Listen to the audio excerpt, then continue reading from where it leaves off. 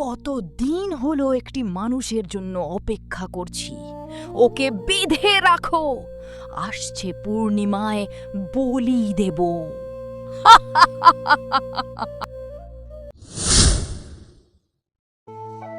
অপার সৌন্দর্যে ভরা রাজ্য রূপনগর। রূপনগর রাজ্যের রাজা রুদ্রবীর ছিলেন খুবই অহংকারী, যিনি নিজেকে অত্যন্ত জ্ঞানী মনে করতেন। তার দরবারে একজন অত্যন্ত বুদ্ধিমান ও আল্লাভীরু উজির ছিলেন। একদিন রাজা রুদ্রবীর তার প্রাসাদে বসে ফল কাটছিলেন। হঠাৎ অসাবধানতাবশত ছুরির আঘাতে তার আঙুল কেটে যায়। মুহূর্তেই রক্ত বের হতে শুরু করল। রাজা ব্যথায় কাতর হয়ে বেশি অস্থির হয়ে পড়লেন। ঠিকই তখনই উজির এসে বললেন, জাহাপনা, এতে চিন্তার কিছু নেই। হয়তো এর মধ্যেই আল্লাহ আপনার জন্য কোনো কল্যাণ রেখেছে। এই কথা শুনে রাজার অহংকার ও রাগে আগুন জ্বলে উঠল।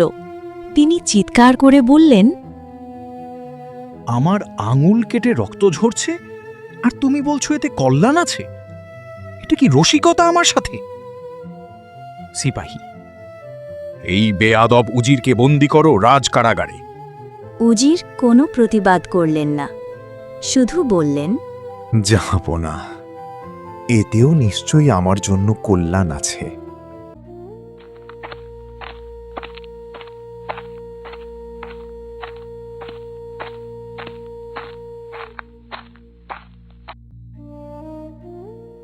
সিপাহীরা উজিরকে রাজমহলের অন্ধকার কারাগারে বন্দী করলেন। একদিন রাজা একা শিকারে বেরোলেন। পথ হারিয়ে তিনি গভীর জঙ্গলে ঢুকে পড়লেন। সেখানে একদল অজানা বন্য জাতি তাকে ধরে ফেলল।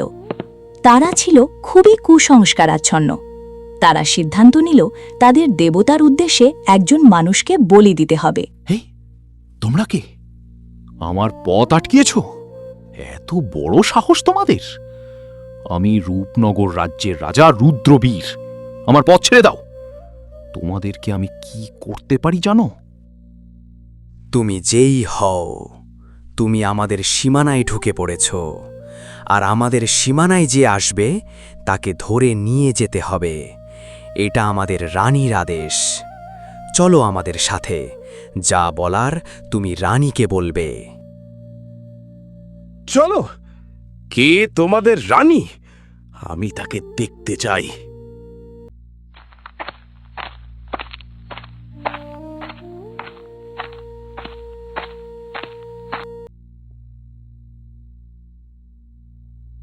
রনিমা, একটি মানুষকে ধরে নিয়ে এসেছি। ও আমাদের সীমানায় এসে পড়েছে। কতদিন হলো একটি মানুষের জন্য অপেক্ষা করছি। ওকে বেঁধে রাখো, আসছে পূর্ণিমায় বলি দেব। রাজা বন্যরানীর কথা শুনে ভয়ে স্তব্ধ হয়ে গেল। এ বন্যজাতির হাত থেকে কিভাবে নিজের প্রাণ বাঁচাবে? নির্ধারিত দিনে রাজাকে বেদিতে আনা হল। ঠিক তখনই তাদের পুরোহিত রাজাকে ভালোভাবে দেখে হঠাৎ থেমে গেল। সে রাজার হাতের দিকে তাকিয়ে বলল, থামো, এই মানুষকে বলি দেওয়া যাবে না। কেন? কি বলছো পুরোহিত? এতদিন পরে একটি মানুষকে পেয়েছি, আর বলি দেওয়া যাবে না বলছো? আমাদের নিয়ম অনুযায়ী যাদের শরীরে কোনো দাগ বা খুঁত নেই তাদেরই বলি দেওয়া হয়, কিন্তু এই লোকের আঙুল কাটা, এটি একটি খুঁত, তাই সে উপযুক্ত নয়। তারপর রাজাকে ছেড়ে দেওয়া হল। তিনি প্রাণে বেঁচে গেলেন এবং নিরাপদে নিজের রাজ্যে ফিরে এলেন। এই আঙুল কাটার জন্য আজ তার প্রাণ বেঁচে গেল। রাজা তার ভুল বুঝতে পারল।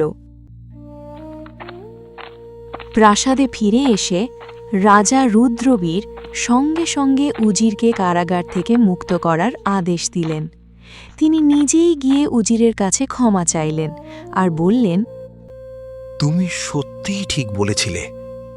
আমার আঙুল কাটার মধ্যেই আল্লাহর হিকমত ছিল। সেই দাগের কারণেই আজ আমি বেঁচে গেছি। সত্যি প্রতিটি কাজের মধ্যেই আল্লাহর মঙ্গল রয়েছে। উজির, আমি তো বুঝলাম আমার আঙুল কাটার উপকার, কিন্তু তোমাকে আমি জেলে পাঠালাম, এতে তোমার কি কল্যাণ হলো এটা আমাকে বলো। উজির একটু মৃদু হেসে বললেন, জাহাপনা, যদি আপনি আমাকে জেলে না পাঠাতেন তাহলে আমি আপনার সাথেই শিকারে যেতাম। আপনাকে তো বলির জন্য বেছে নেওয়া হয়েছিল, কিন্তু আঙুল কাটা থাকায় আপনি বাদ পড়েছেন। অথচ আমার শরীরে কোনো খুঁত নেই, তাই যদি আমি আপনার সাথে থাকতাম তাহলে আপনাকে না নিয়ে আমাকে বলি দিত। এই কথা শুনে রাজা স্তব্ধ হয়ে গেলেন। তিনি গভীরভাবে উপলব্ধি করলেন তার অহংকার কতটা ভুল ছিল।